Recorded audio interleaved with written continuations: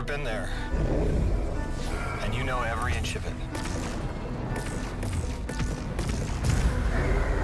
It's the farthest either of us have been from home. In distance or in time. You're gonna get a call. An invitation only you can answer. And you'll say yes. They arranged it so you would never say no. Choice is real. And every choice you make will lead you here.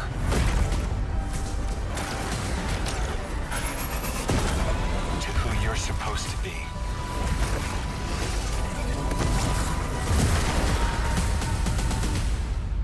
Eyes up, weapon.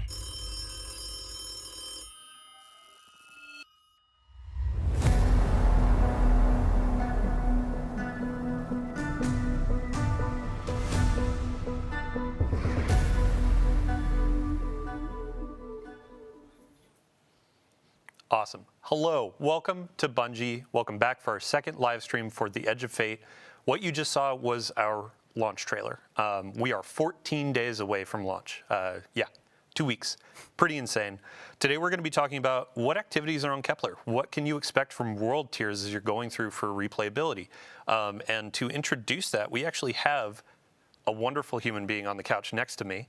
Did I introduce myself? My name's Dylan. Hi. Your name is Robbie. Hello. Let's actually get a real introduction for you. How you doing? Hey, Dylan. It's great to be here. I'm the assistant game director for Destiny 2, and I focus on working with the broad Destiny 2 team and creating this game for our players and charting a new course to some new frontiers here with The Edge of Fate. Just 14 days away.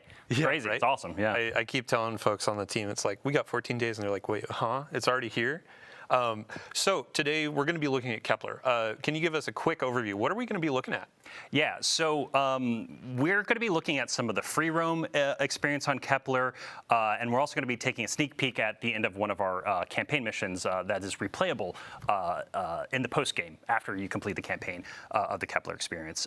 We're also going to be talking here about our world tiers a little bit, which we've talked a little bit about in the stream, and we're going to talk about a lot more here today. And so what we're showing on screen right now is the world tier difficulty selector that's on the destination. And so right now we're in the Fabled difficulty, and so Brave and Legendary, you can play through the campaign, you can play through the main quest, the story of the release, and Brave or Legendary, doesn't matter.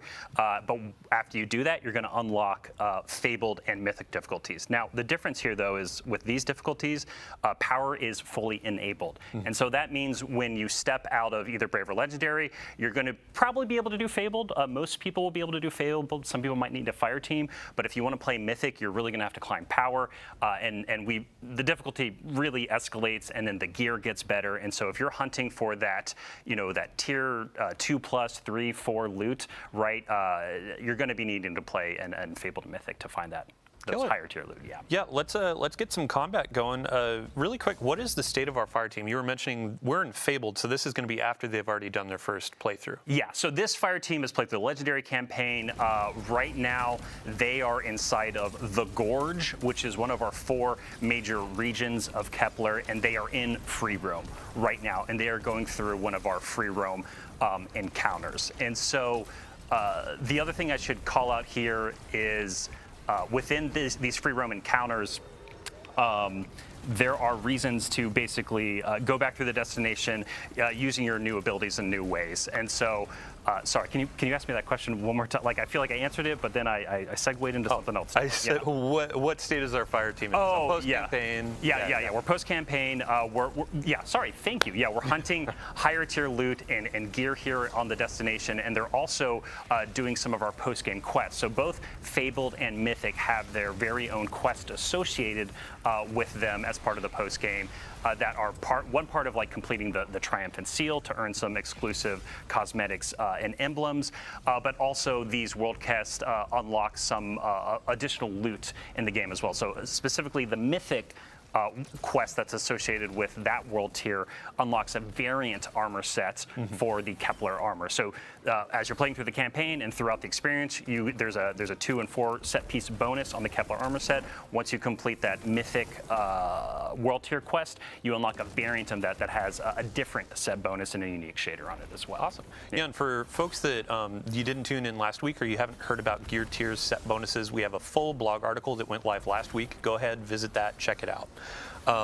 So when we're looking at this this activity, this is going to be a free roam mission, right? Yes. And these take place in places that are regions on the destination. Yes. Can you walk us through that? Yeah, so I talked about it a little bit before, but this is the Gorge, and so the Vex have actually put a big security lockdown on this entire region on side of Kepler. And so they're, the fire team right now is basically like breaking through this security lockdown. And so each of these regions feature multiple of these major encounters, is kind of what we call them, these free roam encounters. And these are kind of like the scale. Ooh, just got try to get through that security grid, and he did not make it. Yeah. Each of these major encounters we have are kind of like the size of like roughly like a lost sector, but ultimately they're more complex. They have more mechanics that you have to use the destination abilities to solve some simple puzzles and encounters inside of them. And generally they have like pretty thick combat, especially on like the Fabled difficulty as well, where we start adding more enemies, tougher enemies, and also there are Banes that are applied in the World Tiers 2 that are actually exclusive to Kepler. They were built specifically for this content. That's awesome. Yeah, and then as you're going through these sorts of free roam activities and exploring Kepler, what other like side objectives or objectives can pop up? Yeah, so the way we kind of are thinking about this, right, like a lot of this outside of doing the seal, the triumphs, and things like that, and mysteries and secrets, which we can talk about here in a minute, a little bit more, is like it's about gear pursuit, right? It's about earning that higher tier gear, chasing power, and so the way we constructed these regions, there's these free roam major encounters, there's tougher enemies that appear, there's HVTs that pop up, there's destination materials to loot, and there's this material called a faded cipher as well, and so you're going to be combining destination materials that you get from basically doing almost anything inside of the region alongside faded ciphers in order to be able to purchase specific items at the destination vendor called the Altar of Relativity at the center. That's a lot of Kepler. names and words. Lots of proper yeah, nouns. If you didn't catch this, I know there are going to be breakdowns. We'll have a recap in the TWID, but yeah, continue. Yeah, and so like what's cool about this is that in the post game, like there's a focus that we created, and so basically through the vendor you can go and look at it and be like, okay, today's focus is the Gorge, which the fire team is looking at today. Most of the materials that you're earning here can be used to purchase gear, or you can convert your other materials you might have from other regions in order to convert it into the Gorge materials to buy stuff. But every day it's going to shift. That daily focus is going to shift. And so a little bit later in the stream, we're going to be seeing a part of Exile's Accord, which we've also some of our content creators and influencers showed as well, and some of their content parts of it. But basically, of the 4 major regions, the daily focus will shift day over day to basically kind of change what you're focused on, what gets you access to that direct purchase loot. Yeah, and since we're on the topic of rewards, you were talking about like the currencies and the vendor. Yeah. You had mentioned before the stream, actually, there's a new form of attunement for the destination as well. Yeah, so something that was really important to us was like it just, we want to make playing what we call like the action game, like actually experience in free roam like this and the mission content, like when you earn that piece of loot on Kepler as you're completing these activities and just got nuked. No, I'm so happy that they're dying because they were like, this won't be too hard. And it's like, oh, world tiers? Let's introduce them at a higher difficulty, shall we? Yeah. But sorry, go ahead. No, exactly. Yes, this is Fabled pushing back a little bit. They're having to think about what they do, and they just used actually Mattermorph in order to open up a pathway to get around this Vex grid that opened up in the middle of the encounter. But anyway, we were talking specifically, I'm sorry, remind me. Attunement. Attunement, thank you. Yeah, so basically, you're going to be able to attune at the vendor a specific piece of gear, armor, or weapon, and any drop on Kepler that drops a piece of armor or weapon will have a chance to be that gear. We just wanted to make sure that as you're playing through the destination, as like you're carving your own path, you're figuring out your own farm routes inside of each of these 4 regions each day of the week. We wanted to make sure that, like, hey, if you're looking for the Giver, that auto rifle that's coming with the Edge of Fate here on Kepler, it's like you have a chance to get it anytime a piece of loot drops. Awesome. Yeah. Yeah, so you had mentioned just a minute ago about secrets and the depth of the destination. I mean, I'd love to hear, go ahead and expand on that. Yeah, so like it's funny with like secrets and mysteries, like you want to like talk about it a little bit, but like not too much No to spoilers, like spoil it. Yeah. But I think like the thing to scratch at here and poke at here is is like we've talked about the destination abilities a few times, and so with the world tiers and the fabled and mythic difficulties throughout the destination, there are secrets and mysteries, like basically all these little alcoves, these little locations, these side paths, these hidden rooms, all throughout the destination that you can go and discover. And there's a lot available just within the campaign experience. Like if you want to play through the campaign and take it like really slow, and as you earn abilities and look around, you're going to find a lot of mysteries to solve. But we also wanted to make sure that in those higher world tiers in Fabled and Mythic, that it felt like this expanding expansion of that content that you have. And it's basically like, hey, you have even more abilities than ever. You can now peel back the onion of this world to discover what's at the core of it. And so we really wanted to make sure that it felt like there was just more and more to dive into the more you unlocked inside of the post game. Awesome. Yeah. So in our rehearsals, we never managed to get this perfect timing, but we have perfect timing. I would love to shift to campaign. We're going to be taking you about midway through campaign mission here. A quick note for the audience: if you're avoiding spoilers, we have disabled our VO. We have disabled our subtitles. We're trying to keep this so you are discovering the story as it comes out with the Edge of Fate and our new saga. So as they're getting loaded into that, I'd love to ask you just a couple more questions about free roam in the regions. Yes. What other things can happen in regions outside of campaign? Yeah, so one of the big things that happens inside of these regions are side quests, which we've only talked a little bit about, and these are basically ways that flesh out more of the characters of the world, more of the stories of the people and of the place, and what's happening on Kepler and what's been happening with them before and what might be happening to them in the future. And basically what happens is as you're completing these regions as part of the campaign and you kind of start to unlock more of them, these side quests will start to become available. And so these side quests are available to you at any time. So again, like I was kind of mentioning earlier, like you can either take it really, really slow and take a really long time to get through everything the release has to offer, or you can just like beeline the main quest, beeline the critical path, and then when you get into the higher level world tiers, all of these side quests are now available to you. As we've been like play testing and closing out the Edge of Fate here, it's been really interesting to watch different developers and people play test for the content. Myself and Blake Battle, one of our executive producers, he and I we're just like beelining it, right? Yeah. And then we get to the end and we like pop up in that and we're like, look at all these quests to do, while other people like want to take their time and like experience like the full story of every single little piece. So we're actually we're getting into the campaign right now. And speaking of beelining, we've seen a ton of questions about getting raid race ready. So the raid race is going to be coming out on the Saturday after launch. I believe it's the 19th of July. Yeah. What difficulty should players play at to get ready for race? Yeah. So if you want to be power ready for the contest mode race for the Edge of Fate, you're going to want to play the legendary campaign. And so when you step out of the legendary campaign, you will be power ready at that point. Now, if you're gear ready, that's up to you, right?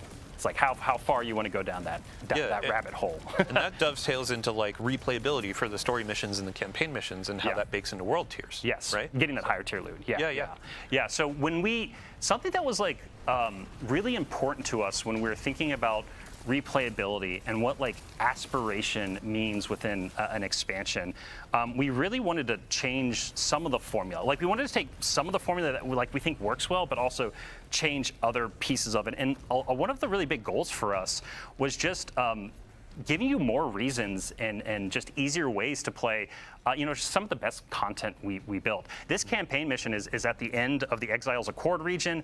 This fire team is taking down a giant Exiles prime servitor who's running some of the Archon's dark matter operations. Sorry, all minor spoilers. No, it's cool. Bife is probably jotting this down, getting ready for a lore dump about the Fallen, all that kind of stuff. But this is a really fun like multi-phase boss encounter that they're orbiting around this giant servitor, and we really wanted to set something up that this doesn't just was like a one and done kind of thing.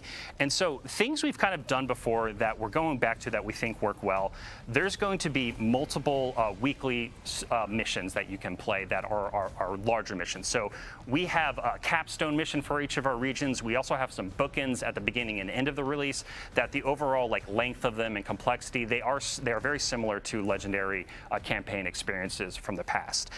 So something new that we did, though, for this release, though, is we also have a bunch of additional story missions that take place during the campaign and you're first introduced to. These are shorter experiences, but they still have huge impact on the story, moving the story of the main quest into Kepler 4, and also help you to unlock different abilities and things throughout it. And so in the post-game, in the higher level, in the world tiers, we actually have a story mission playlist where you can go in and it's like a rotator and you're rotating through a bunch of different randomly selected story missions that are about 10 to 15 minutes. Some people can, if you're going really fast, can get them down a little bit shorter.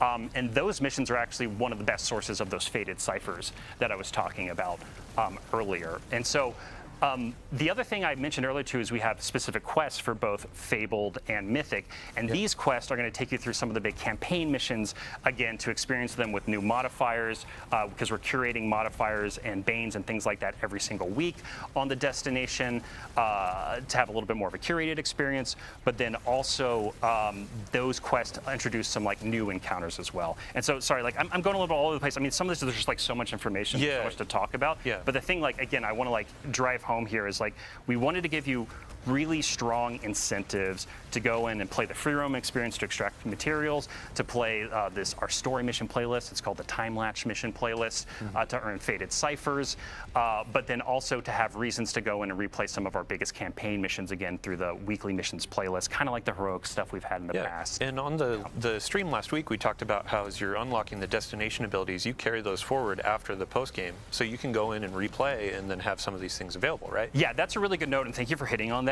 The way we designed this content was the campaign slowly stepped you into these different abilities and unlocking different versions of them and higher tier versions of them.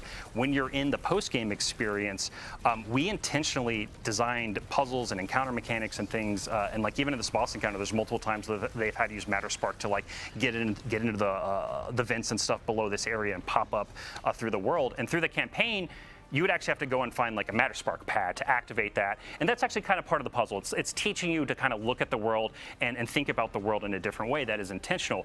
But then in the post game, as soon as you complete the campaign, you unlock Matter Spark anywhere. And it's basically your souped up sparrow for the destination, and being able to summon Matter Spark anywhere means you can actually sequence break some of our puzzles and sequence break part of our missions, and that was entirely intentional as a part of the design. And to be honest, Dylan, the fun part about this too is we're not 100% sure in some ways where people might sequence break things that we might not expect, but that was intentional from the design perspective, that we want people to be able to do that. It's the magic of the sandbox and Destiny of we don't know how players are going to take this ability with this destination ability with this combatant, et cetera, et cetera. So I think I would love to ask you as well. So we've gotten a lot of questions from players where they're oh, you had mentioned this is comparable to a Rise of Iron. How does that actually break down when we look at the Edge of Fate and Kepler? You had mentioned depth and secrets and a bunch of different things. So. Yeah, so I think you and I were talking about this in rehearsal a little bit, where that comparison is just to give us a ballpark of where we want to make. But at the end of the day, it's apples and oranges between what the Edge of Fate is and what Rise of Iron is. So when we've talked about that, we've generally been speaking towards the size of this destination and the depth of the campaign and post-game experience. This is one of the deepest destinations we've ever built before, and that is why we've been making that comparison to Rise of Iron in that way. But also in terms of being a little bit bigger. But also the game is very different today, right? We have an entire portal, we have an entire offering that is there with a bunch of new content, new gear, new things to do. We have the raid with the Edge of Fate, obviously, but then we have the epic raid coming in the major update with Ash and Iron, which we'll talk about more in the future. That it permutes and expands the raid and expands on the story of the raid. It is new content. We're not holding anything back for the base raid to build that experience. And so, again, the Rise of Iron to Edge of Fate, a little bit apples and oranges, but we also are thinking about the collective packages of what comes with this release, because the game is very different from what it was like back. So we have the free roam missions, we have campaign, we have secrets, we have a lot of questing, that kind of stuff. Yeah. I'd love, before we wrap up with our campaign mission, to talk a bit about what else players can expect in terms of a destination activity. Yeah, so we've seen y'all talking about it. Like we hear y'all, and this is one of those things where like we wanted to hold this back for it to be like a surprise and delight moment for everyone when it appeared on the destination in the post game. But yeah, let's just talk about it a little bit. So there is a destination activity on Kepler. It is, I'm not going to name it here. I just want y'all to see it when the game goes live. And part of that is because like it does relate to some of the story inside of the campaign, especially near the end. And so we wanted to be careful to not unintentionally spoil something if we showed too much of that activity. But anyway, the way to think about it is like it's kind of its own thing. It's kind of unique, but it's kind of a blend of activities like Vex Incursion and Wellspring. And so this is a match-made activity with 3 players. You're going to be using some of your destination abilities and some really chaotic horde mode inspired elements, but there's also some mechanical elements and there's some boss encounters. But it's going to be one of the best places actually to earn rerolls of the exotic armor that's coming to the Edge of Fate that you get from the Legendary campaign. And it's just highly rewarding in general. And so because we wanted to make this activity really rewarding, it is also technically time limited. But on the Kepler map, near the center of the map, there's going to be basically a preview that tells you like, hey, when does the activity become available? So you're going to know exactly when you can jump into the destination activity in order to like focus farm those things that you care about the most. Awesome. Well, thank you so much for your time. We've already wrapped up our campaign mission, and now we're actually going to be moving over to Portal, Power Progression. So Robbie, thank you. Chat, thank Robbie for joining us today. And now we're going to swap some folks in. We'll see you next time. See you later, guys. Thanks so much. All right. So as we are swapping out, I want to talk about these 2 new exotic weapons that we see on the screen. You saw some of this in our gameplay preview that we just had. We also had some creators, influencers, that kind of stuff coming in and speaking to the hand cannon and the scout rifle. Hand cannon is going to be through an exotic quest on Kepler. No spoilers there. But the team was talking about, oh, hey, here is our overall goal for the weapon. It's for those who are looking for the perfect 3-tap. As for the Void Scout Rifle, that's going to be a part of our new rewards pass. This is just, I'm not going to spoil that either. There are some reviews from our sandbox-minded creators. It's a fun time. So, all right, let's move on to Portal, Power, and Progression. And I just looked at our 3 new guests in that order. Hello, welcome. Hello.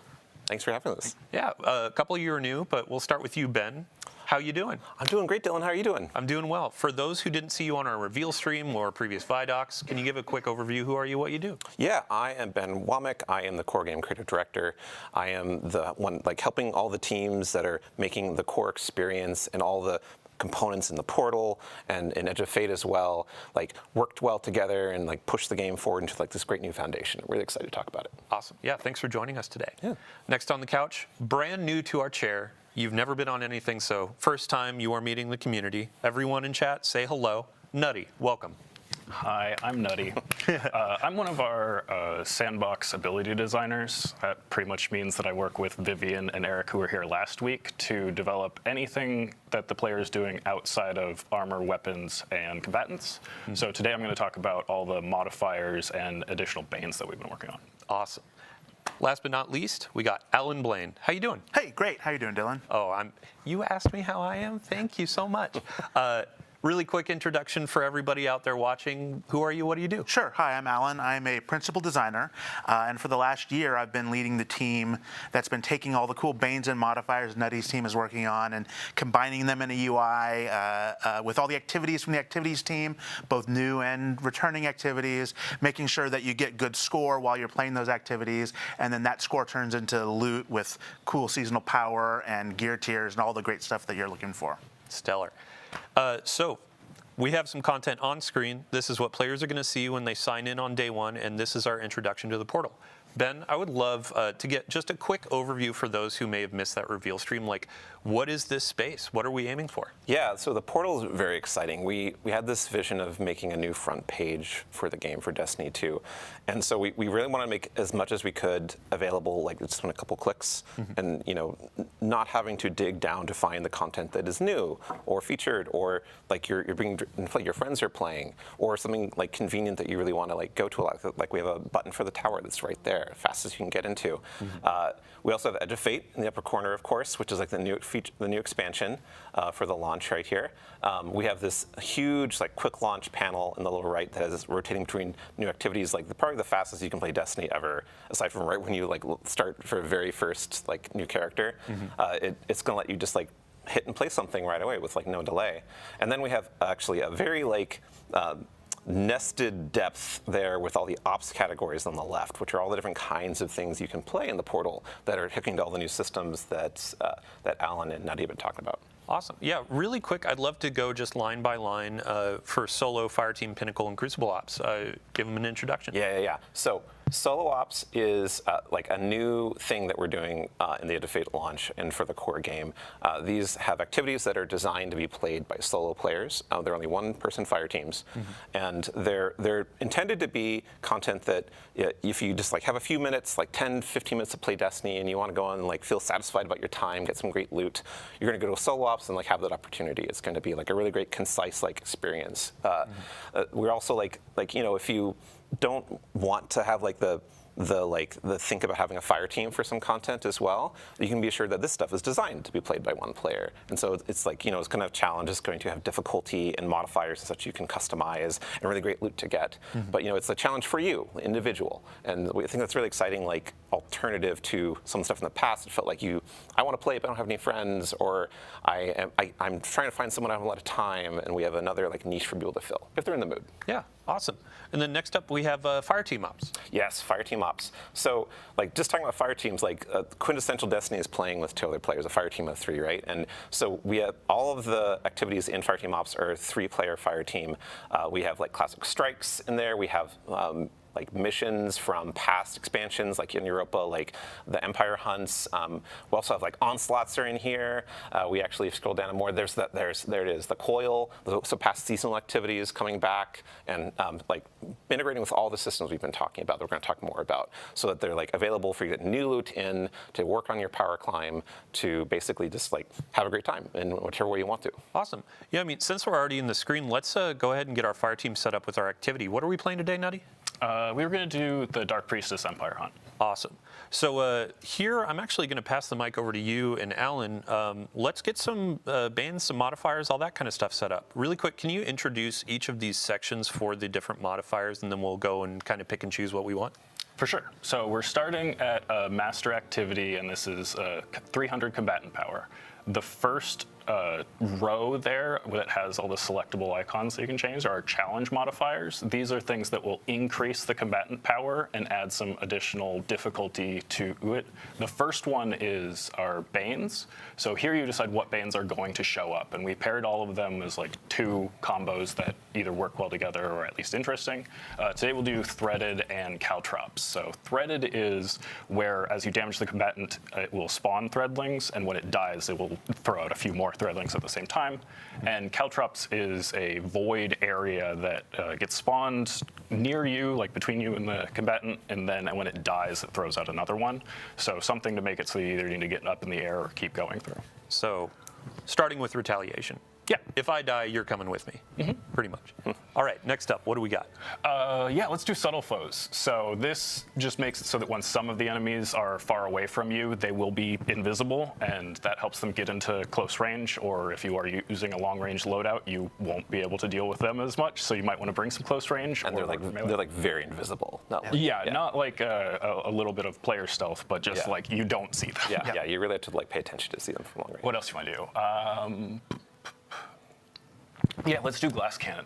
So glass cannon is kind of a fire team equalizing one where it only punishes the person who's doing the best. So if you have that buddy that clears the strike ahead of you or is getting all of the kills, well, we're actually going to give him a debuff where he will just take more incoming damage.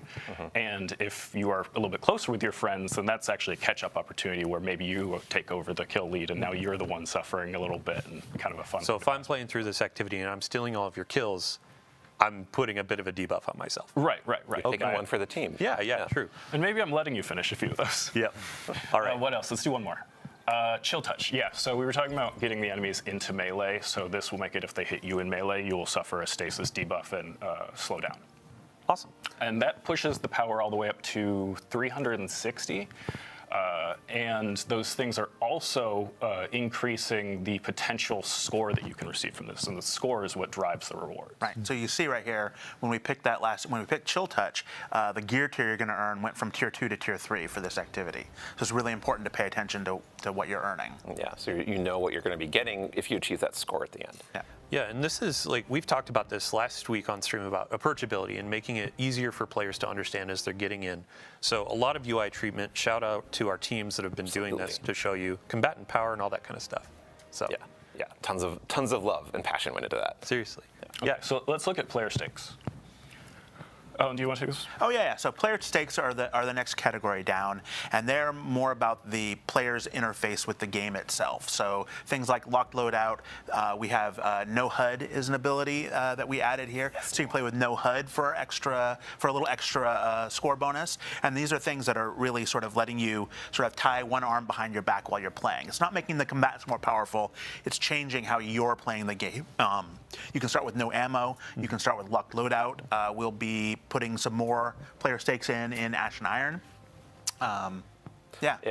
I love no HUD. You're going to talk about it first, aren't you? Well, no. You can have the Okay, no HUD. no HUD. You go first.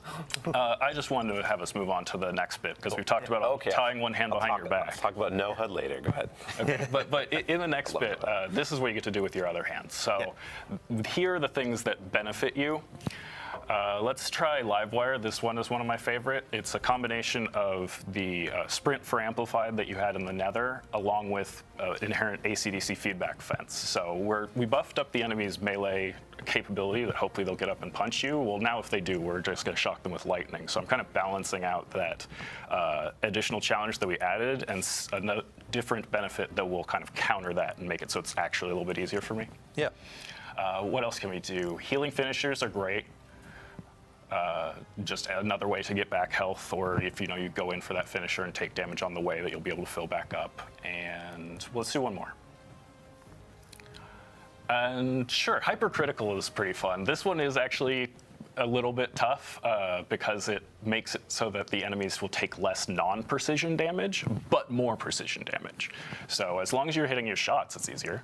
Awesome. And then Ben, we actually we noticed this a bit earlier. There's one more modifier up at the top, and that's actually limited time, right? Yeah. So this is a accelerator that this is a double bonus focus. So you're going to second drop from the bonus focus activities. So this is we will have given the calendar different accelerators that are on for a given week or day that will apply to the whole portal and have different benefits. And we're also going to have more of those for events and other things going on in the game to give you kind of another fresh twist or incentive to see what's going on in the game and get some a good time. Realize that is a good time to play because we're trying to make every day a good time to play Destiny. Yeah, I think one of the modifiers we saw during our rehearsal was a bonus to Suros weapons too. Yeah. So it's a bit of there can be loot bonuses, there can be gameplay bonuses of more power behind certain weapon archetypes. It's pretty fun. So stay tuned to our calendars. We'll definitely sound off when it's a week of a cool theme. Let's get it launched in and actually start taking on some of this combat. Can I talk about no HUD now? Oh yeah, please. Okay, so they aren't going to show no HUD because it'd be confusing, I think, on the stream. But no HUD is a great example of something you can engage with if you want to, because it's a challenge. It gives your score more opportunity to get better loot, but it takes away information going on the HUD. But what it also does is it makes it feel very cinematic and interesting, and you kind of feel more in tune with the character and the gunplay. And that's a good analogy for what we're intending all the modifiers you're selecting to do, that it's like going to let you set up the situation like Nutty was talking about, like, oh, enemies have chill touch, but I'm going to like have live wire to counter it and create these cool little gameplay moments that are really like something that you choose for how you want to play for like really awesome loot.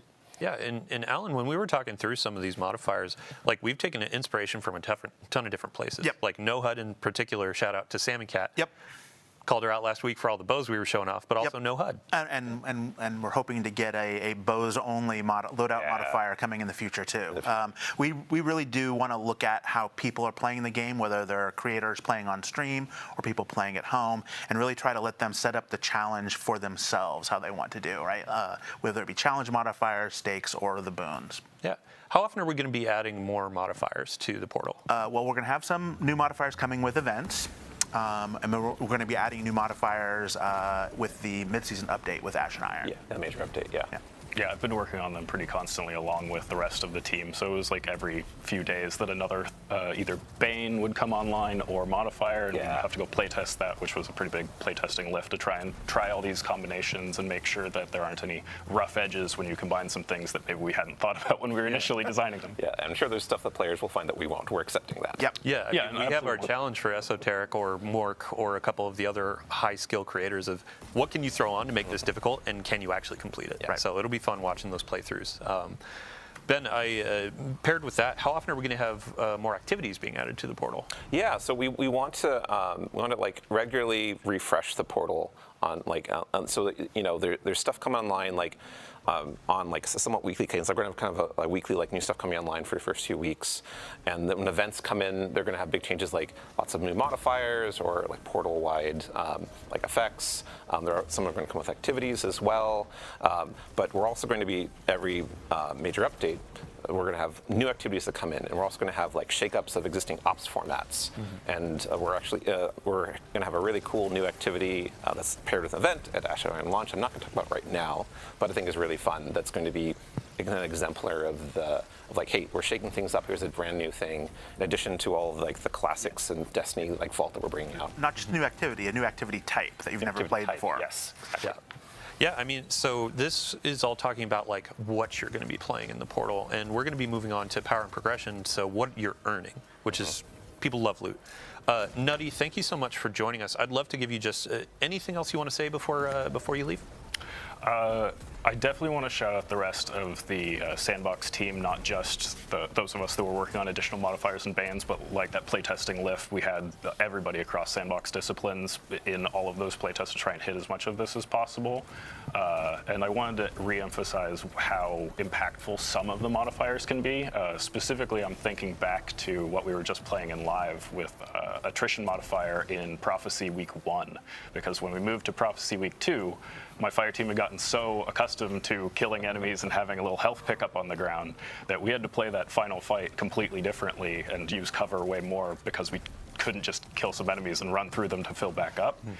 Normally, I would think of attrition as a lot more of a challenging modifier, but it turned out that when we were toggling things off and on, it turned out to be more beneficial to us than we were anticipating. I am still on the side of like attrition is challenging to me, and when it goes away, I'm like, oh, hey, fire team, let's go for it. And if that makes it too hard for you to get your rewards, then just you toggle it off here. Yeah. Yeah, it's more about like what you're comfortable playing with, and also what your style is for, and your build, and what your mood is too. Like we're giving a lot of player agency to that. Right, and speaking of player agency, so I would love to see your feedback, like what ones are you engaging with, what ones are you enjoying more, what ones feel like they are actually rewarding to do, and what ones feel like we could punch them up a little bit, because that's what we'll probably keep working on. All right, well, thank you for joining us. Chat, everybody scream, thank you, Nutty. We're going to swap you off and get our power and progression individual in. So, Okay, thanks. Thank you so much. While we're doing this transition, Ben, I would love to ask you, what activities could players find in Pinnacle Ops? Oh yeah. So Pinnacle Ops has at Edge of Fate launch, it is going to be filled with exotic missions. And some exotic missions from the past year and previously as well that are going to be integrated into the whole Portal experience and all the systems we're talking about, all the difficulties, all the modifiers, and intended to be, you know, like not only something that is, well, exotic missions, they're kind of hard, right? They have mechanics, they're long, and so we're matching that by being like, okay, well, you can get the exotic if you don't have it, first of all, just from playing on the portal. It's available all the time. It's not like going through rotation like every week or something. And you can do Fireteam Finder, of course, to find people to play with. But look, we're really excited that it's like, oh, I can like play this as hard as I want or as easy as I want, whatever I want, whatever I'm feeling like right now. And we're gonna have more to Pinnacle Ops in the future with Ash and Iron that we're not gonna talk about today. So it's actually a good example of like, hey, we're making this new section of the game that we're gonna just keep on building in and tinkering with over time. Awesome. I sense a segue. We were talking about Pinnacle Ops into the and next Pinnacle category. Power. Hello, Josh. Yeah. Welcome to the couch. Hello. Hi, I'm Josh Galinsky. I'm a staff systems designer here at Bungie. Been here for about 5 years. And I really work with a lot of our loot, our gear, your power and progression, as you mentioned, like, you know, what are your rewards? What's the candy you get at the end of your activities and stuff like that? So we spent a lot of time reworking a lot of our stuff in the Edge of Fate, and really 900 is what the internal thing is. But we made big changes to how you engage with power in Destiny. One thing you'll all notice is, I think many of our creators have already noticed in the past, that there has been a power squish. We've reset players down to 10. Like, that is not only to give everyone kind of a fair and equitable starting place, and to kind of like reset the engagement with power. Also, 2020 power is not exactly the most friendly starting point. Not easy to understand if you haven't been along for the ride. Right, Yeah. exactly. So, like, this is the beginning of a new saga. It's the beginning of a new thing here. So we're starting off there. It gives, like, all Guardians on equal footing with each other, and allows us to kind of build up. You're going to have 200 points of power in the soft cap band. Intrinsic cap, yeah. Yes, exactly. And you're going to be able to go and do any activity you want across the game in order to get to that point. Once you get past that, then you enter the seasonal bonus power band, which is where you're going to have to start doing more of the portal activities and the Kepler, like world tiers and stuff, in order to get the power and progression that you want to get at that point. Cool. So just to restate it, we're going to start at 10 when we launch. Yep. Every Guardian joining is going to be at 10. First 190 levels, so up to 200, that's going to be effectively your base power level. Yep. And then as you're going into more powerful activities, higher tiers, that's when you start going up and up. Right, and you'll be able to get up till 450 power up until not Rise of Iron, but Ashen Iron. Once you get to that point in the season, then you're going to be able to go even past that. Awesome. So when we're talking about seasonal power, is that replacing the artifact power that we have? Exactly. Like, we did simplify power a little bit further by taking power off of the artifact, and that allowed us to take the power we had there and put it back into the gear. So really it streamlines it. It makes it so you're only worrying about your gear power as far as your engagement with that. So it just takes one additional level of complexity out of the system. Yeah, and speaking of just like that power climb, like our pinnacle sources have been updated to actually fit and give more agency, correct? Absolutely. So one of the things I think, if you're a longtime Destiny player, you're very used to the pinnacle grind. And you're also used to the limitations that the pinnacle grind puts on you, and like some of the intricacies that come with that. Like, there's been many seasons in the past where, you know, I really needed that drop of the boots to come from the thing, and I do my pinnacles, I didn't get my boots. Well, not only are you able to more target farm individual gear pieces now, but also the limit of the pinnacles is no longer a thing. We're going to have some challenges in the game that act as accelerators for you as a Guardian, so you can basically focus on those to get power, like more hits of powerful gear. But really, once you get past that, you can keep going. Yeah, like everything in the portal is a source of pinnacle drops. Exactly. As much as you want. As many times you complete it, with it being up to how you perform and how challenging you make the activities to be how far you can go. Right. You still have to achieve that score as you go up in power for the higher difficulties to get that better loot. Right. And we'll still have curated experiences, correct? So if a player doesn't necessarily want to spend a bunch of time like creating that challenge, we have those offers too. Yeah, and like we do have like matchmaking. Which is like set modifiers for every activity that has, not aside from solo ops. So solo ops doesn't have matchmaking, but for fire team ops, like you can match with other players. The modifiers are set, and we also have playlists. Modifiers are set, but we have more than that too. We have conquests. and those are set. Yeah, and we'll talk about that in a Yeah. minute. Yeah. Just a fun note, we've seen a ton of feedback over the years about players want to play Strike solo, and now Oh yeah. That's a great hop in. point. Yeah. So we kind of going along with the idea of being player driven. If you don't want to play a strike like a Grandmaster Nightfall-esque strike, or even like early like difficulties with other players, you don't have to.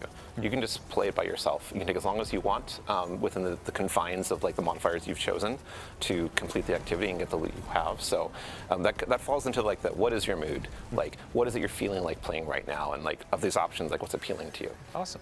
Yeah, I think back to you, Josh, really quick. Just from a high level, we talked about how Infusion is changing in the last blog, which, by the way, you should go read it. Can you give a high level for folks that didn't catch the blog? What's changing? Yeah, at the highest level, upgrade modules are no longer a part of that Infusion thing. They're still going to continue to exist in the game. They can still drop from legacy content, but you can dismantle those for, I think it's an enhancement core and like 1500 Glimmer. And so, like, those are still there. We're going to have a new unstable core currency that's going to exist, and you're going to use that in addition to enhancement cores in order to, infuse your gear up for the season. Okay, and a bit of Glimmer too, right? Yes. Okay, cool. And really at its core, it allows us to just have more texture over things. And one thing I should call out is that seasonal power does reset at the end of this thing, and players will be reset back to 200 when Renegades comes out. Got it. So Cool. Yeah, I think just last note on the power climb. So during our reveal event, you spoke about Crucible and how Yes. you can actually power up in Crucible to kind of keep pace with your friends. Like, can you expand on that a bit? Yeah. So there's a time in Destiny's past when you could just play Crucible a lot, and you can get your power, you get great gear, you could like fold in with your friends to play a raid or the challenging content, and we've kind of lost that somewhat over the years. Like it's harder to like feel like Crucible is your identity and really feel like the game is rewarding you for that. So with Edge of Fate launch and the core game and the Crucible ops that we have, which is a bunch of playlists inside of it, you're going to be able to like start from that power 10 and just play Crucible, and you'll get power drops, you'll go up and you'll eventually get higher tier, be able to get like really great sets of gear that will then be as good as like anything else that you can find in the game. And you can just play Crucible all the way to the power cap if you want to. We are going to ask you to perform as you go to get more consistent rewards, but it's totally possible. Yeah, and Josh, you mentioned before too of like trials and competitive Crucible are going to be ways to accelerate, right? Absolutely. If you're putting yourself in the pools with the like higher skill players and challenging yourself, that's how you're going to get your faster rewards. And not to mention the Trials armor sets and stuff, like they're really cool this time around. Yeah, we have a unique armor set for Crucible, for Trials. We have weapons, a bunch of cool rewards coming up, and we'll have a preview of that. One of our characters actually has Trials gear if you didn't notice. But now we have a good moment to look at our seasonal hub. Sure. Alan, I'm going to ask you to actually walk us through this. Yeah, sure. If you notice the seasonal hub up there at the top of the portal screen, if you click into that, you come to the hub, which you're going to have a bunch of daily challenges and weekly challenges, and those are going to give you XP, they're going to give you Bright Dust, they're going to give you extra drops on a portal activity, but it's going to give you progress towards the weekly reward track there. And the weekly reward track has lots of currencies and powerful drops on there, but it also has, if you tab to the next one, is going to have some Vanguard Armory and Arsenal tokens, which give you bonus drops from Zavala from the list of weapons or armor you can get from these activities that are going to be higher tier, and they're going to be a higher power than you can get from even getting the best grade in there. So you'll want to be doing these, and these refresh every week, and get 2 pieces of armor and 2 weapons every single week. Yeah, and this track is free, correct? Yeah, This is all game. This is all free. Everything in the portal is free. So if you scroll down from here, you're going to run into the Conquest page. Now there's 2 on Expert, 2 on Master, and 2 on Grandmaster, and these are effectively your Grandmaster replacements in the portal. These are going to be fixed power, fixed modifiers, no fire team power, and you get really good rewards for completing it. You'll get 4 higher tier engrams for completing each one. That are powerful. To give you like more those are higher power, but you'll only be able to get it one time. But these are really about your journey through the season. As you level up, you can take on the first expert one, and then the next expert one, and then the master, and then master 2, and then finally the 2 grandmasters. And with Ash and Iron, we're going to be bringing more grandmaster and ultimate conquest, which will allow you to complete the Conqueror title. Actually, seal. really quick gameplay team, if you could go back to the modifiers that you were just talking over, this was a really good example of a quality of life feature that came about. We saw a ton of feedback around modifiers like, I'm squinting at these icons, I don't really know what they mean. And now we have them bucketed based on the portal options, so you can more easily identify these things and understand them. Yeah, and shout out to the UI UX team for like making a really much cleaner look for activity launch than having this cool bucket to look at them. I think it's really good, really good. Cool. And then there was one more section on the seasonal hub, one more tab down low for the Conqueror Seal. Yep. So the Conqueror Seal is down here. You're going to be completing the conquest during the season to earn and gild your Conqueror Seal. And since this is still the Conqueror Seal, it's going to maintain its old gilding. So this is going to be continual. Awesome. Yeah. 14 seasons of Conqueror. Now we're going to keep on going, baby. Oh my God. Awesome. So I'm going to say we still have a couple topics to cover. Fire Team, let's go ahead, launch into an activity in Fire Team Ops. Throw on a couple modifiers that you want to go for. Mix and match. I'd love for players to see as you go through how the score is changing, how the rewards can scale, all that kind of stuff. Just have a fun time. For the folks on the couch, we already went through the seasonal hub, the rewards. We are also having a moment in time where Guardian ranks are resetting. Yes. Yep. If I could get a quick overview.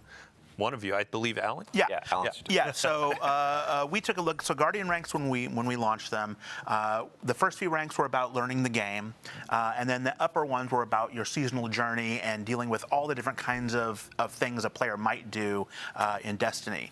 So we've stripped a bunch of those away and rebuilt objectives to be focused completely on the portal. So it's going to be playing through the various activities, using modifiers, playing all the different conquests, gaining power, gaining all the different kinds of rewards. It's going to be really showing like where you're at in that seasonal journey but purely for the portal. It's not going to reflect any dungeons. You're not going to have to solo any dungeons. You're not going to have to get commendations. Let's see, what else don't you have to do? No more expansion gates. No more expansion gates, any of those kinds of things. So every player will be able to get up to Guardian rank 11 with Ash and Iron. Yeah, in our original goals when we were talking about Guardian ranks, it was kind of an on-ramp for players new or even old to know, what do I want to do in Destiny right now? Now we have a lot of stuff in the portal that dovetails into that. Solo dungeons, they still have unique rewards. They're no longer required for 11 in Guardian rank, but you can still get ghosts, sparrows, emblems, that We're not taking anything away from the dungeons. We're taking away things from the Guardian ranks and adding different kinds of things back in. And since we're doing that, the first 5 ranks will still be sort of an on-ramp into the game. So we're going to drop everybody back down to Guardian rank 2 with Edge of Fate and let them go from there. There will be lots of cool things to do and earn and play through in the first few ranks. And then starting with Ash and Iron and every season from then on, we'll reset you back to 6, just like we've been doing. Awesome. Yeah, it's just another portion of what Robbie was talking about with aspiration, where it's like, I have my awesome armor from all these higher tiers. I have a new Guardian rank above my head. I've gone through the raid. I have this cool tier 5 weapon, et cetera, et cetera. So there's a ton to hunt, a ton to chase, and a lot of things to do. And I think at this point, it's kind of the easiest to get into Destiny and just know what to play. So yeah, I absolutely believe that. And the exciting part is that everyone's journey through Guardian ranks is going to be kind of different because, a Guardian rank that tells you to accomplish this kind of power or complete this activity on this difficulty, how you did it will probably be pretty unique to you compared to other players because you chose different modifiers, there's different sets available for the given day or week, and maybe you did it solo, like we're talking about, like, you soloed the master difficulty, like one of the requirements in Guardian ranks, maybe you soloed on one of the conquests, and that's your story, and that's how you got it. But it's appropriate that there are a bunch of options for players to choose that match what their own experiences, what they want it to be. Awesome. Well, thank you all so much for joining us today. That actually brings us to the end of our Power and Progression. I believe, Josh, you actually had a couple more things you wanted to say before we left, though. Yeah, really, there's 2 things I want to say. One is that, fire team power is definitely still a thing that's in this game. We really want to encourage you to play with your friends, and when you do play with your friends, if you're a higher power level than them, that's another thing that can act as a nice accelerator for them and really, increase the bonds of friendship. That's like a core part of the DNA of Destiny is being able to play with fellow Guardians. Yeah. So as an example, if you're at a tier 4 and I'm only tier 2, I join you, we do a tier 4 activity. I still get tier 2 gear, but it's accelerating me faster into tier 3. You're going to hit your score a lot easier, which is going to help you get those bonus rewards. And yeah. Got it. Cool. And then your second note? And yeah, finally, like, we made a lot of changes to the game in the Edge of Fate. Like, we're definitely going to be listening to you Guardians. We're going to be listening to the data. We're going to be listening to a lot of stuff. This is just the beginning of a new saga. So we've got a lot to do in the future, and I'm really excited about what's coming our way. Yeah. Awesome. Cool. Yeah, great. So I have a few bookkeeping topics to hit before we go about the live game. So we've been talking about the Edge of Fate. Right now we have Rite of the Nine going on with our dungeons. And let's see here. Ooh, today, wow, 54 minutes ago, we had a new engram go live, the non-airy engram. We introduced this in a previous TWID, but basically it's a new engram. You can earn a bunch of Rite of the Nine currency, sorry, and then purchase this engram for unique cosmetics that have been introduced over the past few years in Destiny. So if there are things like the skimmer that is Iron Banner theme, kind of like the wolf theme, that's actually in there, and you have a chance to get that. There are some Crimson Doubles emotes and finishers and other cosmetics, so definitely dive in and check that out. Additionally, we had mentioned Lootapalooza. So a couple weeks just before launch, we're going to start showering players with loot. Starting today, we have double Crucible loot, which also applies to Trials of Osiris. So if you're hunting for adepts, if you're hunting for any gear in Crucible, now is a great time to go. And we also have, for the weekend, a lot of players have been asking, what maps are going to be featured? You got Dissonance, you got, Cirrus Plaza, and then you have the last one, which is Eventide Labs. Yeah, we went through, we had a great conversation about what if we had some type maps on a rotation for these last couple weeks. And for the final week of the season, we're going to have Burnout, Endless Veil, and community favorite, Javelin 4. So Trials players, rejoice. Players that may not have ever played Trials, get in, get your 4 streak, get some adepts, try it out, and get some gear to loot up for the Edge of Fate. And the final note, we are going to have all dungeons in the Rite of the Nine experience next week. Higher reward rates, higher currency rates, helping you get more of those drops, go into higher difficulties for your adepts, and potentially even get the hollow foil versions with additional perks. Yeah. So, awesome. Thank you all so much for joining us. Thank you all on the couch for joining us. Thank you, Dylan. Thank you, crew. Thank you, gameplay. Thank you, everybody behind the scenes. And players, everybody out there watching, thank you. We have 14 days until the Edge of Fate, 14 days until a new saga. It has been a wild ride over the last 10 plus years of Destiny, and now we're putting our toe in for the next however many years we keep going, you know? Here we go. Yeah, so thank you so much. Much love. We're going to be doing a raid over to our good friend Malachi, so if you want to stick around, talk about the stream, Malachi, we're handing it off to you. Thank you everybody for joining, and we'll see you next time.